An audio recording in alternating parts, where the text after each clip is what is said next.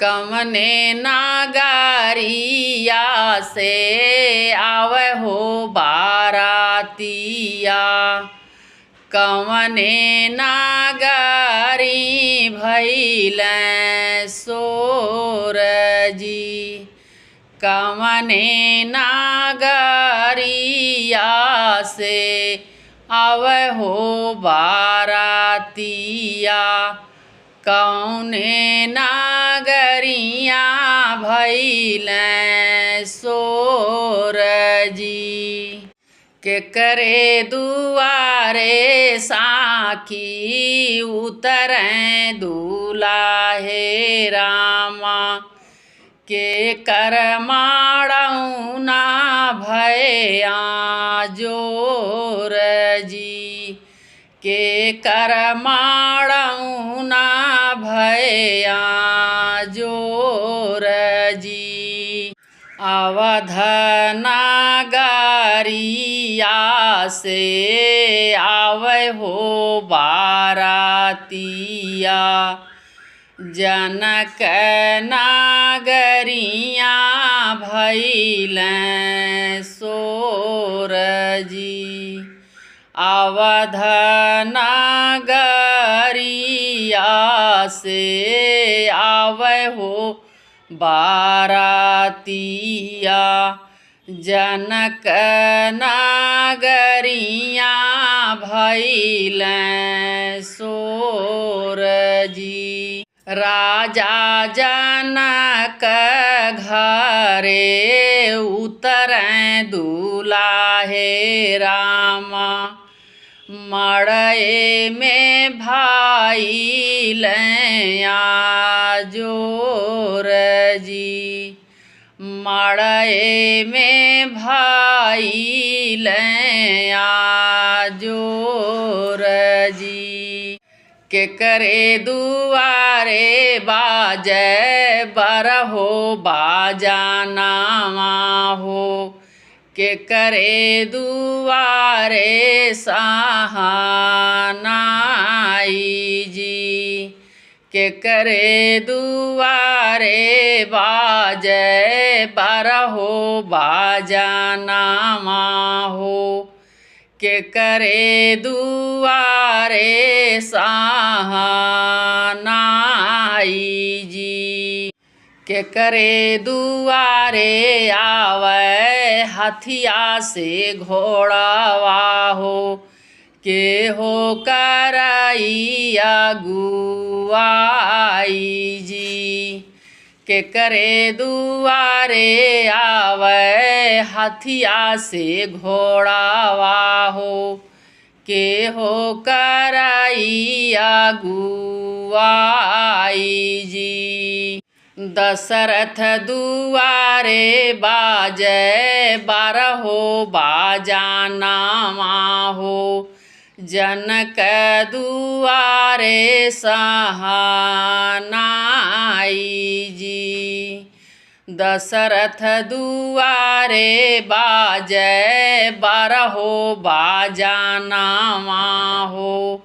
जनक दुआरे सहानाई जी। जनक दुआरे आवे हथिया से घोड़ावा हो। सरवाजे करी हैं अगुआई जी। सरवाजे करी हैं अगुआई जी। केकरे ही सो है साखी जोड़ा से जामा हो। केकरे ही सोला हो सिंगार जी।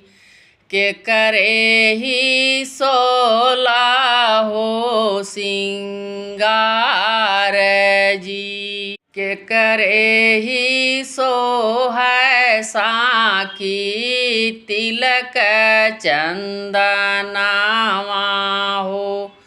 केकरे ही चुनरी गोटेदार जी।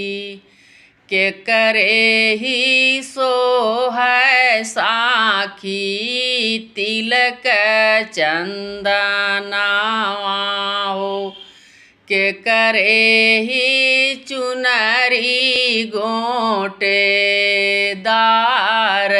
जी।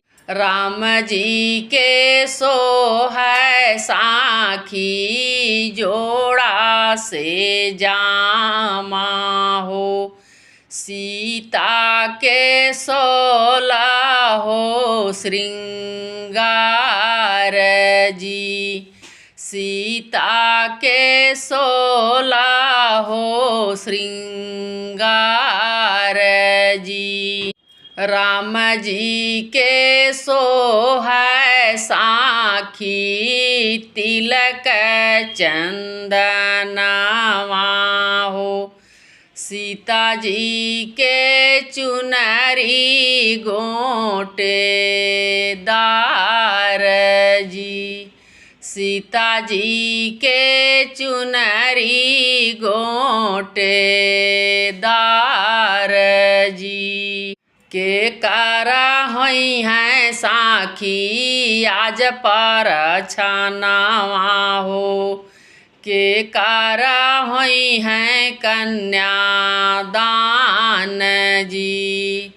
के करा होई हैं साखी आजू पर छानावा हो के करा होई हैं कन्यादान जी। के नाही होई हैं साखी सबसे पाराई हो के ना बियाही लई जाई जी।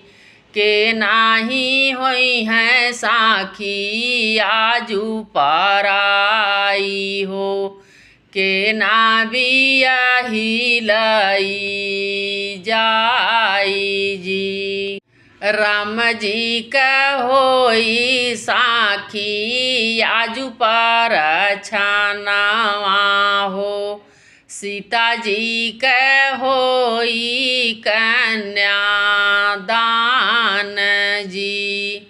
राम जी का होई साखी आजू पर छानावा हो सीता जी का होई कन्यादान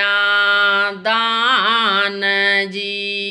जनक दुलारी हुई हैं आजू पराई हो राम बियाही लई जाई जी। जनक दुलारी हुई हैं सबसे पाराई हो राम बियाही लई जाई जी। सीता जी हुई हैं साखी आजू पराई हो अवध नगरी बसी जाई जी। सीता जी हुई हैं साखी आजू पराई हो अवध नगरी बसी जाई जी। अवध नगरी बसी जाई जी। अवध नगरी बसी जाई जी।